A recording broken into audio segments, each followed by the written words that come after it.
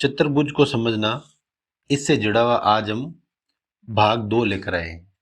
पूर्व में हमने भाग 1 पढ़ा था, आप इसके वीडियो में देख सकते हो। लिंक में भी आपको भाग मिल जाएगा नीचे डिस्क्रिप्शन में, आप उसको बड़े आराम से देखो। और ये 6 नंबर से जुड़े हुए सवाल आते हैं। या तो आपको ये सवाल पूछ सकता है एंगल यानी कोण ज्ञात करने का सवाल पूछ सकता है। अगर ये नहीं पूछे तो आपको इंटीरियर एंगल यानी अंत्य कोण उनसे पूछ सकता है। और इसका नहीं पूछे तो एक्सटीरियर एंगल यानी बाह्य कोण, इन 3 से जुड़ा हुआ सवाल आ सकता है, जो हमने पार्ट 1 में चर्चा की थी। अब पार्ट 2 में क्या क्या आता है वो हम चर्चा करेंगे। बड़े आप गहराई से देखना, मैं हिंदी और इंग्लिश दोनों में समझाने का प्रयास कर रहा हूं। आप छोटे बच्चे हो, यही दौर है जब आप दोनों लैंग्वेज एक साथ सीख सकते हो। देखो, हालांकि इंपॉर्टेंट सारे हैं, लेकिन वेरी इंपॉर्टेंट है ये समांतर चतुर्भुज। क्यों है? एक तो समांतर चतुर्भुज से जुड़ा हुआ हमारे एंगल की वैल्यू पूछता है बार बार, कोण का मान कितना आएगा। दूसरा, समांतर चतुर्भुज से जुड़ी हुई भुजाओं से जुड़ा हुआ अर्थात साइड वैल्यू एक्स और वाई भी बार बार पूछता है। तो हमें एक चीज तो ये याद लेनी चाहिए कि समांतर चतुर्भुज की आमने सामने की भुजाएं, या कहोगे सम्मुख भुजाएं, opposite sides are equal in parallelogram. समांतर चतुर्भुज को हम क्या कहते हैं? पैरेललोग्राम कहते हैं। दूसरा ये होता है अपोजिट एंगल्स आर बराबर, सामने वाले आमने सामने के जो कोण होते हैं वो भी इसमें बराबर होते हैं। और सबसे इंपॉर्टेंट चीज ये है, इससे जुड़ा भी सवाल आता है, इसके जो विकर्ण होते हैं वो एक दूसरे को बराबर समद्विभाजित करते हैं। तो बोलो बात समझ में आई कि नहीं आई? आगे समचतुर्भुज में समांतर चतुर्भुज के सारे गुण होते हैं, बस जो विकर्ण होता है ये 90 डिग्री के एंगल पर होता है। जैसे ये हुआ कि नहीं हुआ? ये आयत होता है, इसके आप बारे में आसानी से देख सकते हो। ये वर्ग है, कोई बड़ा इश्यू नहीं होता। इसमें आमने सामने भुजाएं बराबर होती है, 90 डिग्री होता है। इसमें भी आपको इश्यू नहीं है, आप थोड़ा सा पढ़ोगे तो इजी तरीके से याद हो जाएगा। ये पतंग है, ज्यादा एग्जाम में क्वेश्चन नहीं आता, लेकिन ये कंडीशन आप देख लेना ये क्या कहता है, थोड़ा सा समझने का प्रयास करना। पतंग में विकर्ण एक दूसरे को जरूर समद्विभाजित करता है और विकर्ण एक दूसरे पर लंब होते हैं। बाकी सबसे इंपॉर्टेंट चीज मैं मानता हूं वो आता है समचतुर्भुज का। आज तक कक्षा 8 के बोर्ड में कोई सवाल आया है तो ज्यादा से ज्यादा वो आया पैरेललोग्राम का। किसका आया? पैरेललोग्राम का, जिसे हम समांतर चतुर्भुज कहते हैं। अब इसके सवाल कैसे आते हैं, कैसे नहीं आते? अभी वर्तमान में RSCRT जो उदयपुर में है, जिसके जो ही हमारा पेपर बना रही है वही हमारा सिलेबस बना रही है। इस बार जो ब्लूप्रिंट इसने जारी किया, उस ब्लूप्रिंट में ये सवाल है। और ये सवाल देखते ही यहाँ पता चल रहा है कि ABCD एक समांतर चतुर्भुज है। इसका मतलब ABCD इज ए पैरेललोग्राम। इसके ये तय करने हैं कि इस AD के बराबर क्या आएगा। हमने समांतर चतुर्भुज जब भी पढ़ा पैरेललोग्राम, तो ये पढ़ा अपोजिट साइड आर इक्वल। पढ़ा कि नहीं पढ़ा? मतलब जो आमने सामने की भुजा है वो क्या होती है? बराबर होती है। एक चीज तो ये पढ़ी इसमें भुजाओं के बारे में। दूसरा ये पढ़ा कि इसके आमने सामने के जो कोण होते हैं वो भी क्या होते हैं? Opposite angles are equal.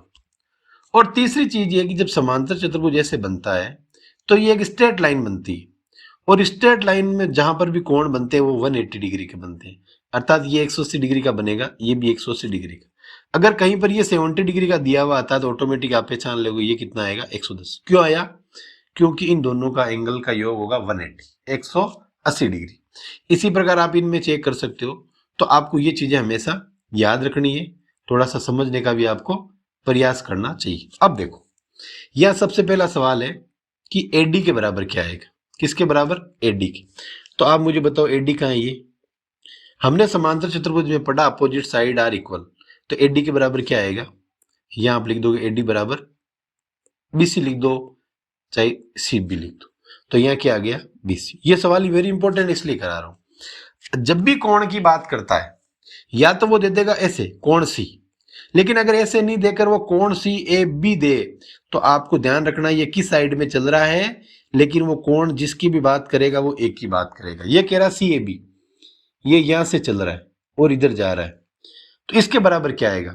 मैंने आपको हमेशा बताया, जब भी हम समांतर चतुर्भुज या पैरेललोग्राम का अध्ययन करते हैं, इसमें कहीं ना कहीं एक जेड की आकृति बनती है। और जो जेड की आकृति बनती है तो वो वहां बनते हैं अल्टरनेट एंगल, एकांतर कोण। कौन से कोण बनते हैं? अगर ये 40 डिग्री का आएगा तो ये भी कितने का आएगा? 40 डिग्री। तो आप मुझे बताओ ये एकांतर कोण है कि नहीं? तो मुझे बताओ, अगर ये इसकी पूछ रहा है, किसकी? ये पूछ रहा है आपको वैल्यू DCB की, तो D कहां से शुरू है? ये रहा, ये D आ गया, ये C आ गया और ये B आ गया। ये आपको वैल्यू इसकी पूछ रहा है, आपको फिर ध्यान से देखना है किसकी वैल्यू पूछ रहा है, वो वैल्यू पूछ रहा है डी सी और बी की। तो मुझे बताओ इसके सामने क्या आएगा, डी ए बी क्या आएगा, आमने सामने के कोण बराबर होते कि नहीं होते, तो डी ए बी आएगा कि नहीं आएगा, अर्थात इस कोण के सामने ये कोण आ जाएगा। तो यहां आप क्या लिखोगे, कोण डी ए और बी, ये लो साहब। उसके बाद में पूछ रहा ओसी, पैरेललोग्राम का ये भी होता है, विकर्ण एक दूसरे के बराबर होते हैं, समद्विभाजित करते हैं, ये ओसी है, तो ये किसके बराबर आएगा, ओ एक। बोलो कितना अच्छा सवाल है कि नहीं। और उसके बाद में आप इनको, एक तो बी को एक तो ए, क्या दे रखा है, इन कोणों को जोड़ना है, बड़ा गहराई से आपको देखना, हालांकि ये आपको करना चाहिए, फिर भी चलो मैं बता देता हूँ, हेल्प कर देता हूँ आपकी। ये बोल रहा है ये डी शुरू हो रहा है, ये ए शुरू हो रहा है, ये ए बी तक जा रहा है, फिर कोण सी शुरू हो रहा है, डी पर आ रहा है, और ये ए आ रहा है। तो आप मुझे बताओ, एक तो ये पूछ रहा है डी का, एक पूछ रहा है ए का। मैंने अभी हमेशा आपको बताया कि एक सीधी लाइन आती है, सीधी लाइन हमेशा कितने डिग्री का कोण बनाएगी, समांतर चतुर्भुज में 180 डिग्री का। अब आपको ये सवाल दो करने जिसमें एंगल ज्ञात करना है। बोलो ये चीज आपको समझ में आई कि नहीं आई, ये इसी प्रकार आपको समझना है। अब देखो, किताब वाला खुद कह रहा समांतर चतुर्भुज है, अच्छी बात है, समांतर चतुर्भुज है। तो मैंने आपको कहा समांतर चतुर्भुज में सबसे पहले आप लिखोगे, क्या लिखोगे, y बराबर 100 डिग्री, क्या लिखोगे, 100 डिग्री। अब पूछो क्यों आए, तो यहां लिखोगे इन पैरेललोग्राम अपोजिट एंगल या एंगल आर इक्वल। इसका मतलब ये हुआ समांतर चतुर्भुज में आमने सामने के जो कोण होते हैं वो क्या होते हैं, बराबर होते हैं, क्या होते हैं, बराबर होते हैं। तो ये 100 डिग्री आएगा, तो ये भी कितना आएगा, 100 डिग्री। अब आप लिखोगे कोण ए बराबर 80 डिग्री, तो क्यों लिखोगे, आप लिखोगे इन ए स्ट्रेट लाइन, ठीक है, स्ट्रेट लाइन कोण ए प्लस कोण डी इक्वल टू 180 डिग्री। एक सरल रेखा कोण ए और डी को कितने डिग्री का कोण बनाती है, 180 का। तो जेड का मतलब कितना आ जाएगा, 80 डिग्री, और एक्स का भी मान कितना आएगा, 80 डिग्री। बताओ क्यों आएगा, क्योंकि आप लिखोगे अपोजिट एंगल्स आर इक्वल। बोलो बात समझ में आई कि नहीं आई, ये मैं हिंदी में आपको थोड़ा समझाने का प्रयास कर रहा हूं। ये सबसे पहले पूछ रहा है कि ये 100 डिग्री है, तो ये कितना आएगा, ये भी 100 डिग्री आएगा। क्यों आएगा, क्योंकि समांतर चतुर्भुज में जो आमने सामने के कोण होते हैं वो हमेशा क्या होते हैं, बराबर। उसके बाद में आपका ये 80 डिग्री आएगा, जेड क्यों आएगा, जेड 80 डिग्री इसलिए आएगा कि समांतर चतुर्भुज के जो रेखा वो भुजाएं होती है वो समांतर होती है, और समांतर होने से क्या होती है, वो एक दूसरे से अंत्य कोणों को 180 डिग्री के रूप में कोण बनाती है। इसी प्रकार यहां बनाएगी तो यहां पर भी 80 आ जाएगा, लेकिन इसके बाद में आप इसको आमने सामने के कोण के रूप में इसको परिभाषित करके लिख सकते हो। बोलो बात समझ में आई कि नहीं आई। अगला सवाल, ये सब बहुत अच्छा सवाल है। सबसे पहले तो आप मुझे बताओ ये कितना आएगा, ये आया 50 डिग्री। क्यों आएगा, क्योंकि समांतर चतुर्भुज में आमने सामने के कोण क्या होते हैं, बराबर होते हैं। अब ये जेड कितना आएगा, जेड आएगा 130 डिग्री। क्यों आएगा, क्योंकि एक सरल रेखा में कोण बनता है, किसमें बनता है, एक सरल रेखा में। अब ये 130 आ गया, इधर वाला आया कि नहीं आया, तो आप मुझे बताओ इस y का मान कितना आएगा, 130 डिग्री। क्यों आएगा ये y का 30 डिग्री का, बहुत सारे कारण बनते हैं। एक तो आप इसको बढ़ा दोगे, लेकिन इसको बढ़ाओ चाहे नहीं बढ़ाओ, ये एक सरल रेखा है कि नहीं है, एक सरल रेखा 180 डिग्री का कोण बनाती है। ये 50 से 130, और ये x का मान भी 130 आएगा, क्योंकि ये दोनों कोण आमने सामने होते हैं, और आमने सामने समांतर चतुर्भुज के जो कोण होते हैं वो हमेशा 180 डिग्री के कोण बनाते हैं। बोलो ये चीजें समझ में आएगी नहीं, तीनों दोनों ही वेरी इंपॉर्टेंट सवाल है, आपकी परीक्षा में आ सकते हैं, और इससे भी ज्यादा इंपॉर्टेंट सवाल अब आएंगे जो आपको ध्यान से देखना है। हालांकि ये सवाल इंपॉर्टेंट नहीं है, ये भी इंपॉर्टेंट नहीं है, लेकिन आपके जो इंपॉर्टेंट सवाल है वो ये अभी हम करते हैं। तो देखो जो इंपॉर्टेंट नहीं है थोड़ा सा उनका मैं अपन सहूलियत कर देते हैं उनके लिए, ठीक है, ये इंपॉर्टेंट नहीं है, ठीक है, ये इंपॉर्टेंट नहीं। अब देखो आप इनको थोड़ा सा ढंग से देखो, बहुत अच्छे सवाल। अब ये कौन आ गया आपके, और आपको इनकी वैल्यू ज्ञात करनी है। हालांकि ये सब समांतर चतुर्भुज से जुड़े हुए हैं क्योंकि इसी का पार्ट है। ये 1 2 है, ये समांतर चतुर्भुजों की बात कर रहा है। ये 3 4 5 आ गया। जब समांतर चतुर्भुज आ गया तो आपको पता है ये दोनों कोण हमेशा बराबर होंगे, ये कोण और ये कोण बराबर होंगे, ठीक है कि नहीं है। लेकिन बराबर से पहले आपको इनको थोड़ा सा समझने का प्रयास करना है। कहाँ कैसी आकृति बनती है, कौन सी जेड की आकृति बनती है। देखो सबसे पहले तो ये चीज है, आप ये देखो, ये देखो कितने डिग्री, कौन सी आकृति बनी है, जेड। जहां जेड होता है वहां कौन सा कोण होता है, एकांतर कोण। ये कितना आ गया 30, ये कितना है 90। 30 और 90 कितने हुए 120, तो ये कितना आ गया 60 डिग्री। बोलो आया कि नहीं है। इसी प्रकार आप इसको सरल करो, ये बना कि नहीं बना, ये 60, ये भी कितना हो जाएगा 60। 60 और ये 30 90, और ये भी कितना आ गया 90। बोलो बात समझ में आई कि नहीं है। इस प्रकार आप इनका थोड़ा सा ध्यान देकर इसको सरल करने का हमें प्रयास करना है। बहुत अच्छे सवाल है ये, जो हम लगातार सरल करने का प्रयास कर रहे हैं, ठीक है। चलो आगे वाला सवाल क्या कह रहा है वो आपको थोड़ा ध्यान दें। ये सवाल आपको ही करना है वैसे। ये भी 80 डिग्री आ जाएगा और ये 80 डिग्री आने से ये स्ट्रेट रेखा बन जाएगी, ये भी सरल रेखा बन जाएगी। इसको थोड़ा सा ध्यान रख के करना। ये 40 डिग्री ये भी कितना आएगा 40 डिग्री, ये कितना आ जाएगा 112 डिग्री। अब आपको क्या करना है, इन दोनों की वैल्यू ज्ञात करनी है। आपको पता है ये दोनों बराबर आएंगे, तो इसके पैरेललोग्राम के 4 एंगल होते हैं, चारों एंगल का टोटल योग 360 डिग्री होता है। और 360 डिग्री को आधार मानकर इसको करना है। किस प्रकार करोगे अभी हम बात कर लेंगे। देखो मैं इसको करवा रहा हूं, आपको थोड़ा सा ध्यान दें। देखो सबसे पहले तो आप मुझे बताओ y का मान कितना आएगा 112 डिग्री। क्यों आया, क्योंकि आमने सामने के कोण है, ठीक है। अब आप सब एक चीज जानते हो, 40 प्लस जेड प्लस एक्स, और ये 40 है तो ये भी कितना होगा 40 प्लस 40। ये जेड की आकृति बन रही है, जेड और एक्स एक दूसरे से बराबर होंगे कि नहीं होंगे, बिल्कुल बराबर होंगे। और इनका आप जब जोड़ोगे तो कितना आना चाहिए 180 डिग्री। भाई आमने सामने के कोण बराबर होते हैं, 180 की कोई इशू नहीं होता है। एक ये कितना डिग्री बनेगा वो आपको चेक करना है, क्योंकि ये भी 112 डिग्री है। और फिर आप इन दोनों को जोड़ दो। आप 112 प्लस 112 बराबर 360। आप इनको जोड़ोगे कितने आगे 224, और ये हो गया 80, और इन दोनों को बराबर करोगे 2x आ जाएगा, ये आ गया 3x। ये 2x कहां से आया, ये 2x इसलिए आया भैया, ये जेड और x बराबर है, तो चाहिए तो आप जेड लिख दो चाहिए x लिख दो। इनको जब आप जोड़ोगे तो कितना आ जाएगा 304 प्लस 2x बराबर 360। और 360 में से आपको कितने घटाने 304, और बराबर में कितना आएंगे 2x। ये जब हम घटाते तो आता 56, 2x और x बराबर कितना आ जाएगा 28 डिग्री। कितना आएगा, तो इसका मान भी 28 डिग्री आएगा और इसका मान भी 28 डिग्री।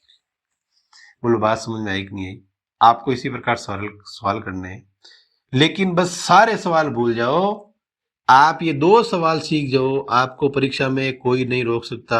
आज तक इन सवालों को कोई चैलेंज नहीं कर पाया है, हमेशा ये सवाल आते हैं। इन सवालों को बड़े में इत्मीनान से, धीरे से और धैर्य से बताने का मैं प्रयास कर रहा हूं, और आपको इनको ध्यान से रखकर ही पढ़ाई करना है। सबसे पहले ये सवाल आप पहला कर रहे हैं। जब पहला कर रहे हैं तो आपको ये लाइन लिख रही है, इन ए पैरेललोग्राम या समांतर चतुर्भुज में आमने सामने की भुजाएं क्या होती है बराबर, अर्थात अपोजिट साइड क्या होती है, आमने सामने की भुजा क्या होती है, ये पूरी लाइन लिखना बराबर। अब मुझे बताओ बराबर है तो बीच में लाइन लगा दो। इस जीओ के बराबर क्या आएगा एस एन, इस यू एन के बराबर क्या आएगा जी एस। भाई इसके सामने ये बराबर है, इसके सामने ये बराबर। मुझे बताओ जीओ का मान कितना है 3y माइनस 1 बराबर 26, 3y बराबर 26 प्लस 1, 3y बराबर 27, और y बराबर हो जाएगा 27/3 बराबर 9। एक सरल हो गया। दूसरा un 3x बराबर 18, तो x बराबर कितना आ जाएगा 18/3, और x का मान कितना आ गया 6। ये y का मान आ गया, ये x का मान। बस यही करना आपको और कुछ नहीं करना है। कितना इजी सवाल है। आपको इन चीजों को ध्यान में रखना है और ध्यान रखकर ही सबसे पहले ये लाइन लिखनी है, समांतर चतुर्भुज की आमने सामने की भुजाएं बराबर होती है। फिर इन भुजाओं को बराबर प्रूफ करना है। प्रूव करने के बाद में इनकी वैल्यू लिखनी है, इधर इसकी वैल्यू लिखनी है, फिर क्रमागत रूप से इनको सरल करना है और सरल कर कर इनके उत्तर निकालना। इसी प्रकार हम अगला सवाल करते हैं। मैं ये मिटा देता हूं, नीचे वाला ये मिटा देते हैं। अब देखो, इतनी देर तो हमारे पास क्या था, विकर्ण था, सॉरी भुजा थी। अब हमारे पास क्या है, विकर्ण है। तो ये जो क्या कह रहा है, समांतर चतुर्भुज के विकर्ण एक दूसरे को समद्विभाजित करते हैं। समांतर चतुर्भुज के, यहां नई लाइन लिखोगे, समांतर चतुर्भुज में विकर्ण एक दूसरे को क्या करते हैं, समद्विभाजित। ये नई लाइन लिखोगे, डायगोनल बाइसेक्ट्स ईच अनदर, एक दूसरे को समद्विभाजित करते हैं।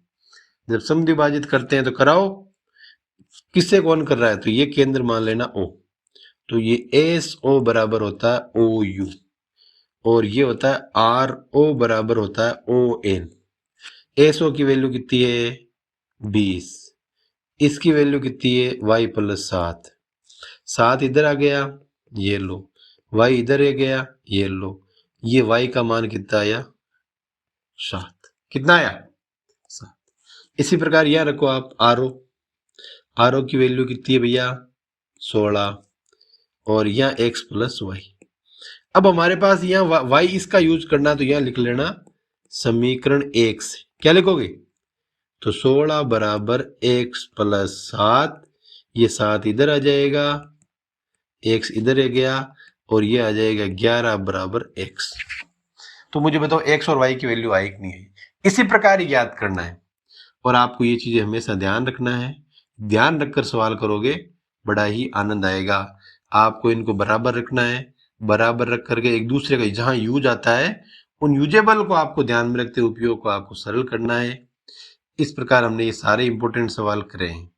आपको इन चीजों में जो रूल है वो अच्छी तरीके से पढ़ना है, समय देना है। अगर थोड़ा सा भी आप समय दे दोगे तो बहुत अच्छा रहेगा। अब तक हमने 8वीं क्लास के लिए बहुत सारे वीडियो बनाए हैं, आप लिस्ट में जाकर दे सकते हो। बहुत जल्दी 10वीं क्लास के हमारे पेपर पूरे होने वाले हैं और हम 8वीं क्लास के लिए एक मॉड्यूल सीरीज शुरू करेंगे, डेली टेस्ट। डेली शाम को आपको पेपर भेजा जाएगा, एक ग्रुप बनाया गया है, आप ग्रुप में जुड़ जाना। जुड़ने के बाद में हम डेली उसमें टेस्ट लेंगे और अच्छा से अध्ययन करेंगे। आप हमसे जुड़े, समय दिया, बहुत बहुत धन्यवाद। अच्छा अध्ययन कीजिए, मन से अध्ययन कीजिए, अच्छे बच्चे हो, पढ़ाई करनी चाहिए। Thank you so much.